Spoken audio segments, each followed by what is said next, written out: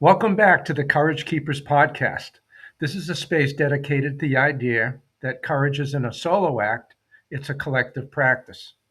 At the heart of the Courage Keepers philosophy is the belief that bravery is most sustainable when it's rooted in connection. We focus on the pathways that allow us to lead with heart, and today we're exploring the curiosity pathway with Liz Lamoreux, who will help us connect curiosity with emotions and mindful self awareness. Curiosity is the courage pathway that calibrates. When a seeker has gone off course, frozen by fear, stuck in an old story, or certain that the obstacle ahead is impassable, the curiosity pathway opens a new way forward. It doesn't eliminate the fear, it redirects attention from the threat to the terrain, from what might go wrong to what might be discovered. Applying the courage pathway, courage keepers remember the power of asking the next question rather than supplying the next answer. I'm so happy to have with us today Liz Lamoreux. Liz is an artist, author, teacher, and self described ambassador of worthiness based in Indiana. She's the author of Inner Excavation, a book of poetry called 5 Days in April, and two journals, Being Seen and In This Moment, a field guide and photo album. She teaches courses and workshops on self care, creativity, mindfulness, and embracing the present moment, and hosts workshops and retreats at Three Bird Lane, her store and studio in Culver, Indiana, where there's gatherings that bring people together to play with paint, paper, and words, connect with kindred spirits, and chart a course to where they most want to go in their lives. I've known Liz for many years, beginning when we both worked at the Culver Academies. I think that was in the early part of this century. Yes. We're so glad to have her here on the Courage Keepers. Welcome, Liz. Thank you so much. I'm delighted to be here. It's good. Good. Please tell us a little bit more about the work you do in Three Bird Okay. Lane. So the thing that just to use our kind of word of the day, I'm really curious about is this intersection of creativity and mindfulness and how it helps us kind of come home back to ourselves. And so my work springs from that, whether it is the items that are in the shop side of Three Bird Lane or it's over in my studio where I gather so many art supplies and just things that remind me of my own childhood, of the women who came before me, of the ways that we as humans have made things with our hands and all those things. And so my work is to invite you to slow down and be present with yourself and your body as you breathe, as you share your story. Maybe you're sharing your story through words or photos or art in some capacity. I teach about art journaling, which brings together lots of different mediums into a journal. And also that when we do that work of getting to know ourselves through creativity and mindfulness, we can better be in community with others. So I'm trying to do that in a store of all things in the middle of Indiana. I lived out in Washington State for a long time, and now I'm back home where I grew up to kind of bring all of that work here. And I think that the main thing I want people to know is I want us to feel at home with ourselves so that we can then connect with others from a place of realness and openness. Yeah. That's wonderful. That's wonderful.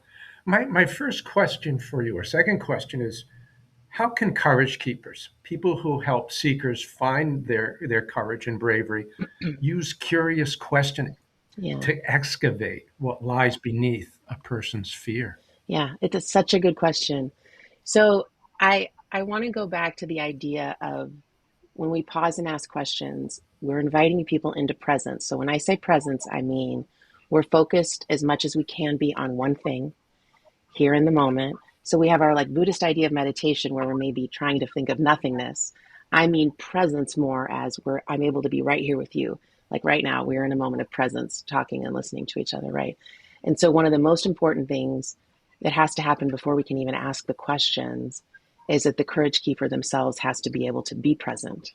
So whatever's going on back here has to pause. All of that life stuff has to pause so they can be right there with the seeker, right? And then from there, asking the questions invites that courage seeker into the presence as well. And I like to think of basic questions. So when we are getting to know someone, we don't know them well enough to know what they need and those things.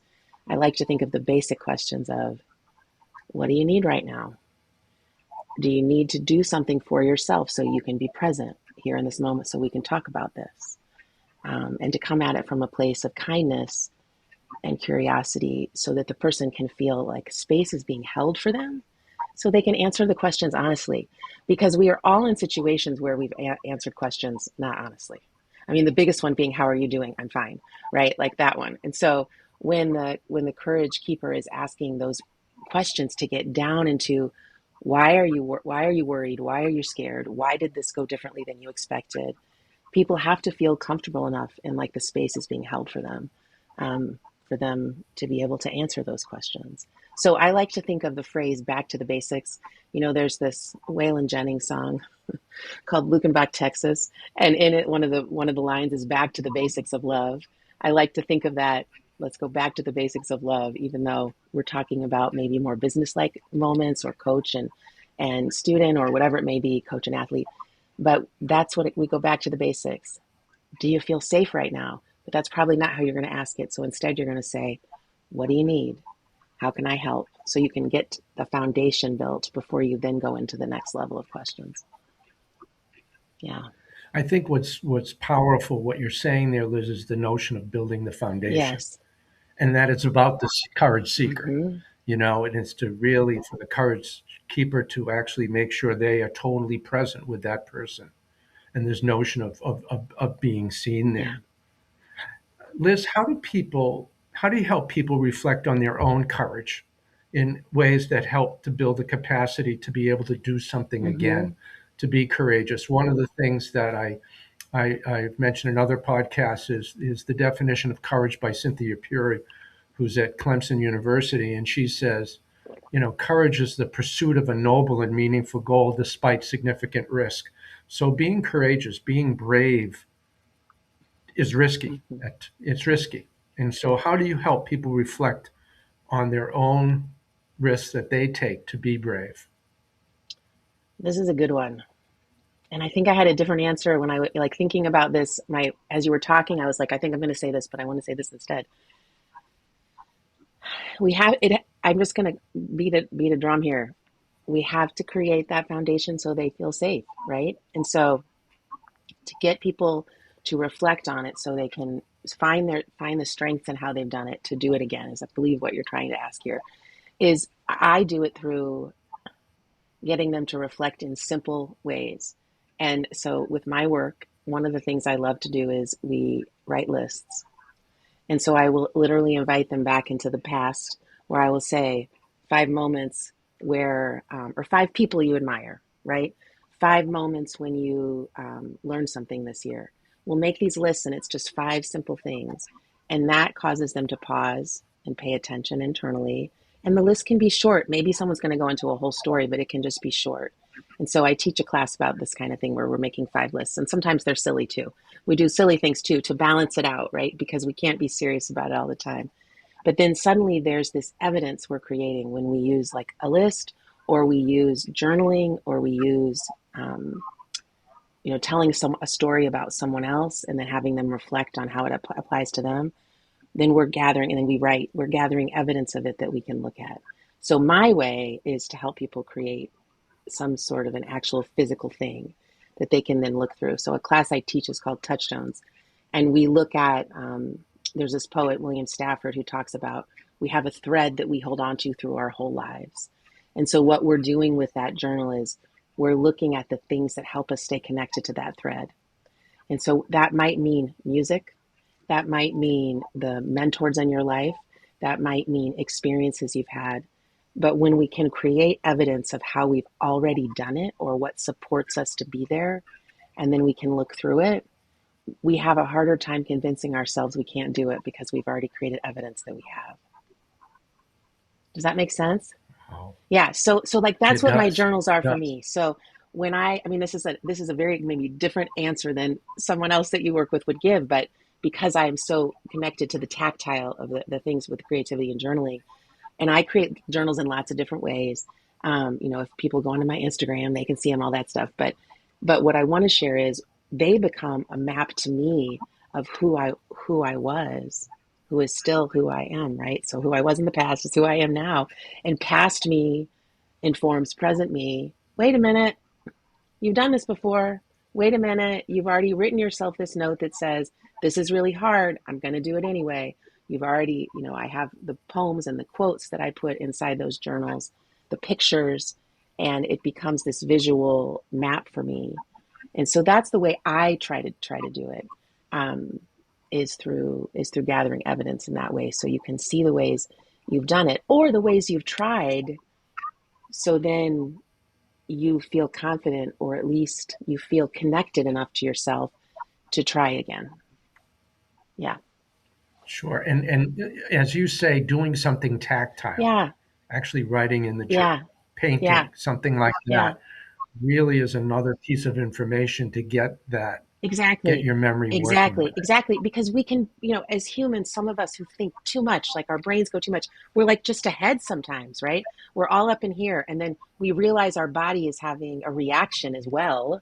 Our head is going nonstop, but then we're having a reaction like people, you say, where do you feel it in your body? My stomach hurts. My heart rate is high. I'm sweating, whatever that may be. And so that is happening, but then we take it out of us and put it into a journal or whatever form. For some people, they do this while they're running. For some people, they do this when they're cooking. People listen to music while they're driving. I mean, there's lots of different mediums you can use for this kind of experience. But I want to see it. I want to see it because then I can't refute it. And then the people that I'm working with can't refute it either. Right. And so, whenever I'm teaching a course, we go back and look in the journal and say, let's go back to what we did on day 3 and reflect on it now. So we're doing that cycle of reflection with vulnerability, like with a sense of the foundation of safety so we can be vulnerable. Yeah. Sure, sure. Yeah.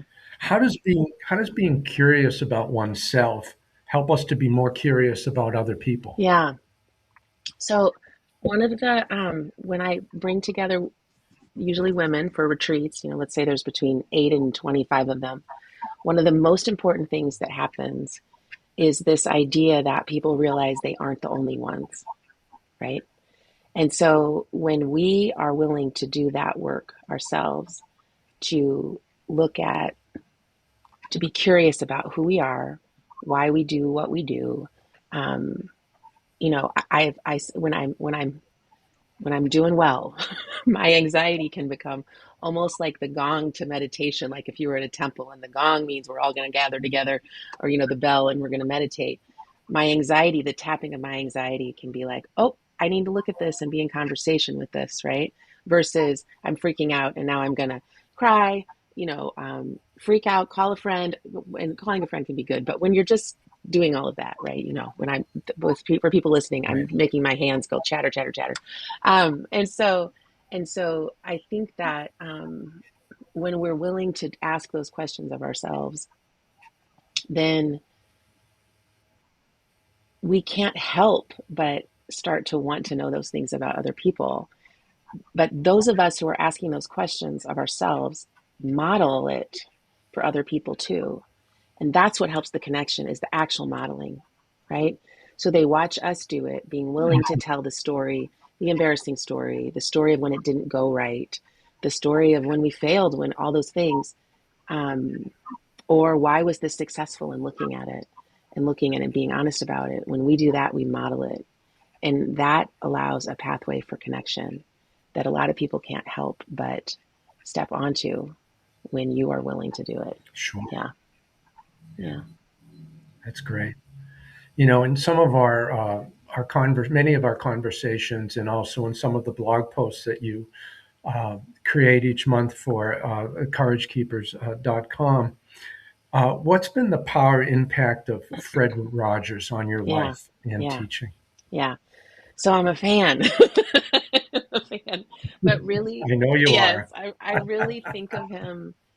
He is like a mentor, but also a friend. I was telling someone recently that I actually can kind of feel physically in my body when I hear his voice. And so if you're not familiar with Mr. Rogers' Neighborhood, it was a show on PBS for many years. And it was like we were coming to his home. He would walk into the home and greet us and talk right to us. So there was something about this adult so calmly, clearly, kindly, courageously talking to me that made me feel very taken care of. And I can, if I hear his voice now as a 50-year-old woman, I relax inside, like his voice itself relaxes me. But part of what he did for me and for many others, and still does, um, is he gave us permission to have whatever feeling we had. So the feelings you have are valid. And that's what he was saying. So I think it's why I had a friend. So this, I'm gonna say this. Here we go. I had a friend who I was talking with about Brene Brown's work, especially early on when she was talking about wholeheartedness and explaining what a wholehearted Mhm. person was. And I got real quiet and I said, I feel like I've already known this my whole life, but I haven't had the level of schooling, she's had. I don't have my doctorate and or my master's. But, my friend said to me, that's because you already are living wholeheartedly, which was a beautiful gift she gave me by saying that. But it's partly because Fred was already doing that work, right? Fred was modeling, Mr. Rogers was modeling vulnerability. He would mess something up and they'd keep it in the take. He would laugh at himself. He would say things like, the adults around you sometimes use a big voice, but that doesn't mean that, that you're still okay. However he would say it, or what I would take from it. He had the woman who played the witch in The Wizard of Oz come on with her costume and then show it was just a costume and that they didn't need to be afraid of her. Those kind of things helped build that foundation for me. I had great parents, and also parents try to build that foundation, and we are doing the best we can as parents. But it can be hard. We need other people shoring that foundation as we try to build it. And Exactly. and yes, Yes. and Fred was instrumental Yes. in that for me. And my mom and I actually, toward the end of her life, had a beautiful conversation about the people who filled in for her when she couldn't give it to me because of the things that she was going through in her life. And he came up as one of them, really beautiful. Um, on a side note, so did Sherry Mayfield, someone who we both know.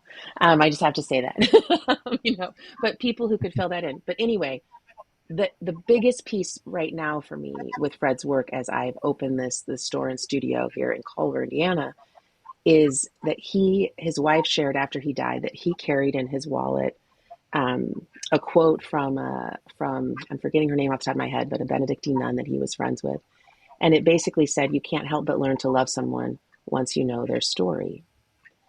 And so it's really the foundation my store is built on, because we live in a time where people are having really big feelings and really big value differences and different things, but yet I believe at our core, humans are good.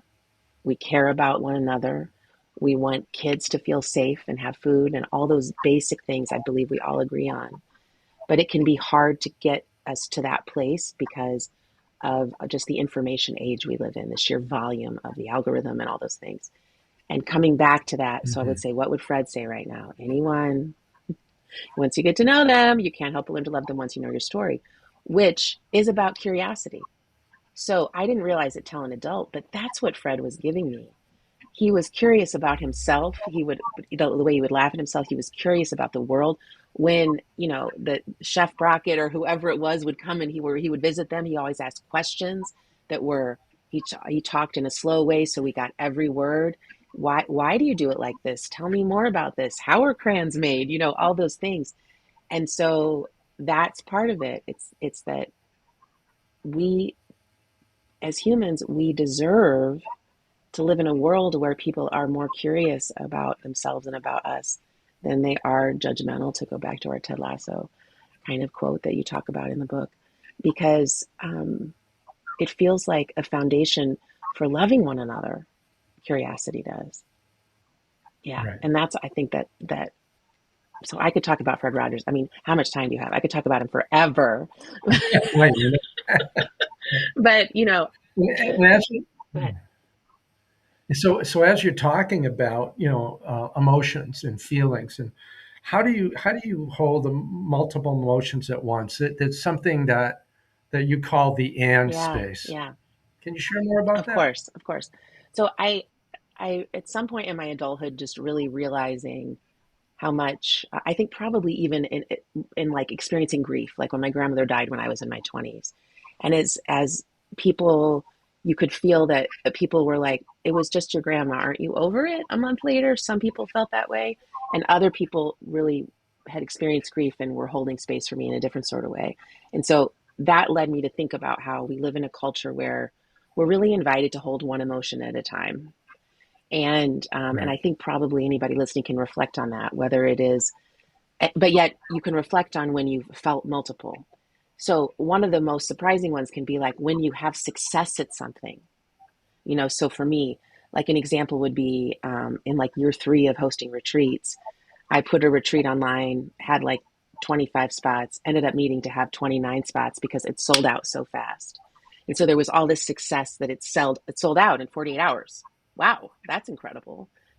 And what came with it was a whole bunch of people emailing me so upset that they didn't get a spot, or the wait list, or all these different things. And some things were going on behind the scenes in my family that were horrifically hard, but it didn't look like it when you just went to my website and saw the retreat was sold out, right?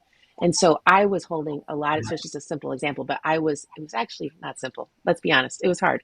But there's the joy of like the business that you're trying to do while you have a toddler is happening. You're doing it. And this over here is so hard, but isn't for public consumption. So they're only seeing this. And so we, we're asked that question, how are you doing?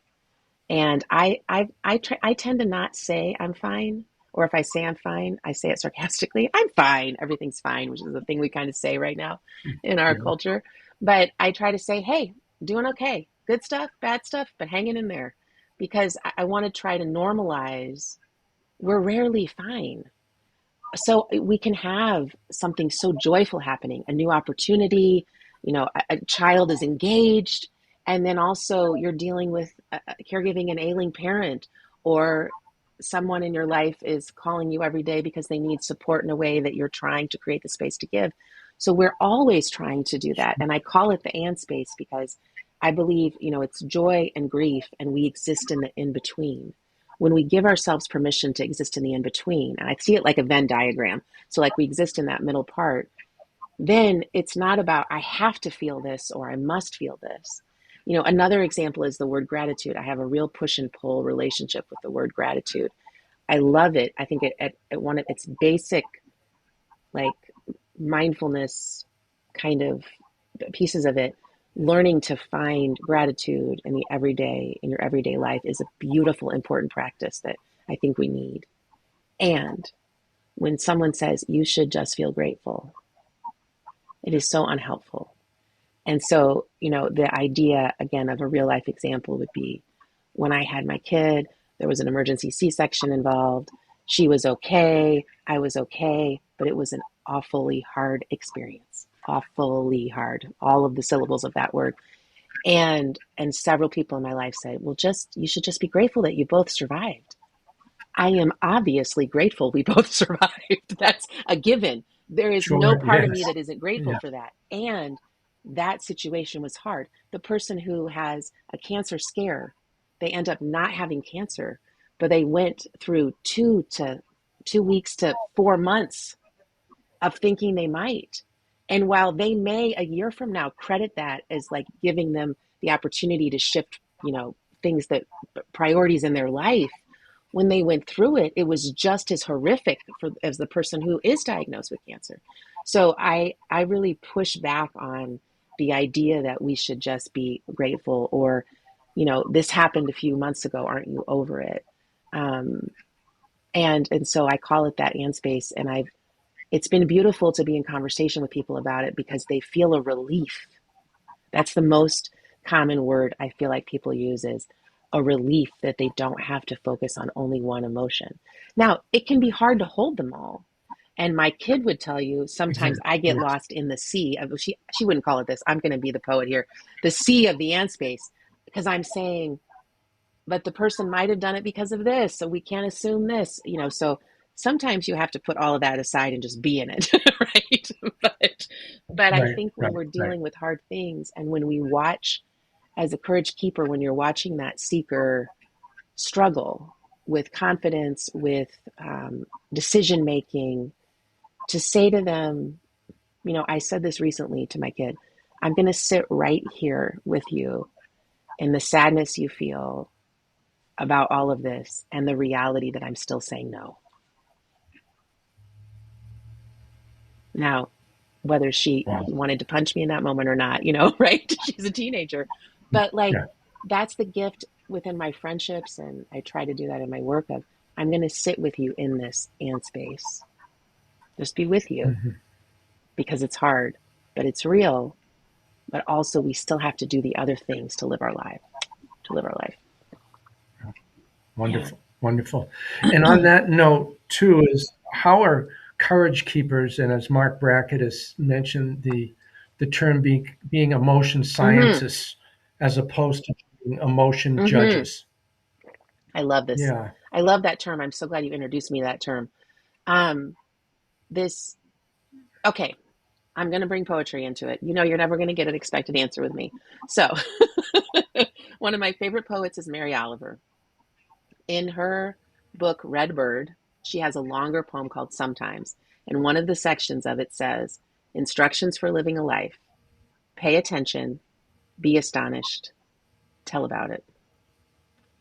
And I think those core tenets, pay attention, be present, notice the world, right?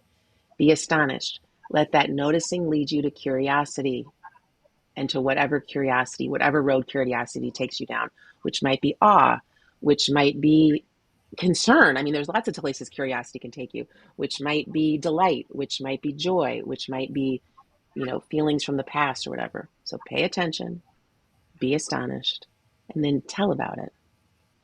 And so I feel like that's what a scientist is doing, right? Pay attention, make your hypothesis, be astonished, figure out what the hypothesis, if it's true or not, figure that out, be curious, tell about it. What are your results?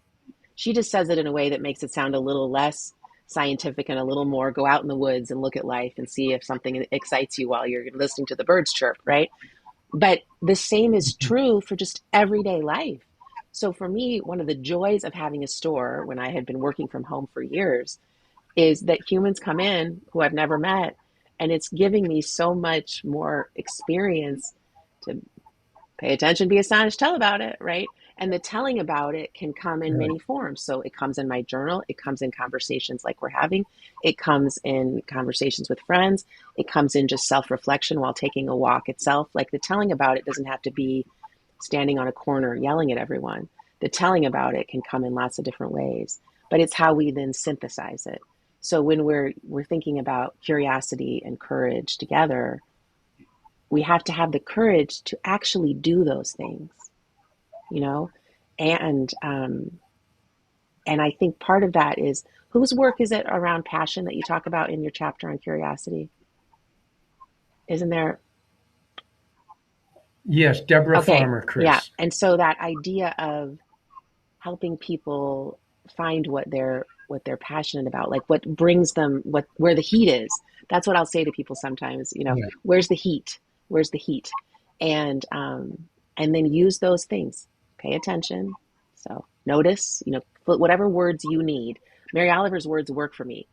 There, you put your own words in. Pay attention, be astonished, tell about it. What gives you heat? What do you want to learn more about? Um, yeah. So we can do that with emotions. We can do that with so many things. But it kind of I think it helps take the anxiety out of it or whatever other big feeling you're having and gives you a list to review, right? So that's what a scientist is often doing. They're pulling out, I maybe am passionate about cancer research because this person in my life died of cancer, but I can't do the research if all I'm thinking about is them not being here anymore. So here's a list of things I Right. got to Right. do, and we can look at our Mhm. emotions in that way too. Um, yeah, yeah, Good. That's great. And part of that, to be astonished, to be in the present moment, just, and I know you've echoed it so far, but that importance of being present and staying in the room yeah, with self and yeah, others. yeah. So we have so many opportunities to not. be present. The television, the phone, all of it, right? And here's the thing: I love my phone. I mean, I don't mean I love it like but it's a companion. Let's be clear, it's a companion. I can look things up on it. It's how I stay connected to people, all those things. And there's nothing quite like going back to childhood where I would pack up my little tiny strawberry shortcake lunchbox with a peanut butter and jelly sandwich and whatever, and at 5 years old, walk outside and sit on a log in the woods. I felt like it was 40 acres. It was probably a third of an acre that we had, or whatever. And I would go back there and sit and just eat my sandwich, right? And just be present and just be present. So when we can be present, we can get our brain as close to thinking about one thing only as possible, instead of all the other things. And that idea of being able to be present with yourself, I use this phrase a lot: you are the one person who knows you most of all. We want someone else to know us so much. That's a big part of being human. But you are the one person who knows you best of all. And so you are most likely the person who can help you in a moment when you're feeling a lot of big feelings, if you are willing to get to know yourself well enough to be in conversation with yourself, which then allows you to be present with other people. One of the real life examples, we've talked about this, where I feel like I was reaching into the edges of all of that, is when my mom was in the hospital at the Mayo Clinic with acute myeloid leukemia. And I was with her for many, many days in the hospital. And you have different nurses, different doctors, different coming in all the time. Her health, all the different things are going up and down, up and down. She had a stem cell transplant, really big, big, huge things. My number one thing I could do was just be present for her, but also for myself, because that was my mom, right? And I was her person helping her. So I had to be present for myself. And sometimes that meant going down the hall and looking in the bathroom mirror and saying, "How you doing, kid?" Sometimes that meant reminding the doctors and nurses that this is my mom, a real person who looks like a frail Mm-hmm. woman in this bed, but could command audiences of hundreds of people, all those types of things. And just remind them she has more college degrees than you, actually, doctor. Without saying that way, right? But to be present enough to know, to kind of read the room, to know this is. And so by using, Mary Oliver's instructions for living a life, by writing my lists, by walking in the neighborhood and noticing my senses, by practicing presence in ways that are interesting, not just sitting thinking of nothing and breathing, which is also great, but also practicing presence in your body and moving and creating. And then when you are in the hospital room with one of the most important people in your life, you can also be present for them and for yourself and for others, so that your loved one can get the care they need. I mean, that's why we do it. That's why I want people to take, an online course or read a book or do whatever and do the questions and the exercises that are there, because we're practicing in moments when we have the capacity to do it. So when our capacity is lessened due to hard moments, we can still do it. We can still do it. Yeah. There's such a strong connection with curiosity and mindfulness and being in the present Hmm. moment. And the last question I'll ask you is that, how can savoring moments Yeah. and events become a powerful teacher? Yeah. To be curious about Hmm. savoring Yeah. instead of just going, okay, this is it, boom. Yes. No, you just say whether it's something happening in the moment or something that's happened in the Yeah. past. I love that. Okay, so a couple thoughts come to mind. One is, when I'm with a lot of people, even though I am like a evidence collector and I love using photos in my journals and everything, I rarely take photos when I'm with people, that whether it be I just had my 50th birthday, I didn't take any photos all night, whether it be one of my retreats, because I want to be in it, right? And I used to be hard on myself, but I want to remember it. And photos are how we remember it. But then I realized, wait, I'm more of a person who wants to be in it and just be like, this is really happening. This many people love me. Okay, this is pretty great, right? At a birthday party. Or you're having one-on-one conversation with a friend and you just pause. And I'm one to say, let's just sit with that for a second. Let's just sit with that for a second. So we create space in between the moments that are of joy or whatever. We create space to feel it. I remember seeing, again, to bring Brene Brown up, her talking about joy as one of her talks I watched online, as we will put off joy, we will know we will be Yes. feeling it, but we'll push it to the side. So an example from my retreats, again, hearing that made me think about how I will watch two things. Two things have helped my retreats. One is I will ask people to reflect on the expectations that they have before they come, and what expectations might they be willing to let go of in order to experience whatever is waiting for them. But then at like the halfway point, usually it's three, they come in on a Wednesday, leave on a Sunday. So like that Friday afternoon, evening time, or Saturday morning, I will invite them to stay here even now, even though they're already thinking about how they have to pack to get on their plane tomorrow. But let's be right here even now so we can experience this. Because you will still get that packing done, but trying to keep people here so they can savor it, right? But also, one of the best exercises of savoring is to take something like an orange, some food, and peel it and be in it in your senses and smell it and do that kind, those kind of practices too. Sure. Yeah, Yeah, exactly. yeah, yeah, yeah. Yeah. I love that word It savor. reminded me of what I love that word savor. Like savor we should good. just, whoever's listening, just sit with that word savor for a minute, right? Let's literally do it, because it's a really beautiful word, and we should allow ourselves space for it, um, because it really is a miracle that we're here doing this thing. Even though it's hard, even though life, I mean, we could spend an hour on, let's go back and forth listing all the hard things, right? But Right, right, right. also, what a gift to be able to be in conversation and community about this. Yeah, Wonderful. yeah. Thank you so Of much, course, Liz. of This course, this was of wonderful. course. Getting a chance to chat with you and having others who join us today Hmm. to be able to do that. Can you tell us how they can get in connect with you and Sure, a little bit more about that in Three sure. Bird Of Lane? course, of course. So, um, you'll have to look up my last name spelling. It's so hard. Liz Lamoreux. So lizlamoreux.com is where you can learn all about my online classes that I teach, and get ideas for starting your own art journaling practice and that kind of thing. And then the store is Three Bird Lane, which is Layne. And I'll quickly tell you why. Because my mom's middle name is Elaine with a Y. My middle name is Elaine with a Y. My kid's middle name is Lane with a Y. And so it's that way. I wanted to honor these important women in my life and all of that with naming of the store. But you can find me online there, and on social media at those with Liz Lamoreux and Three Bird Lane, also Facebook and Instagram. But also, if you are in Culver, Indiana, come see me in person. I give very good hugs. Great, good.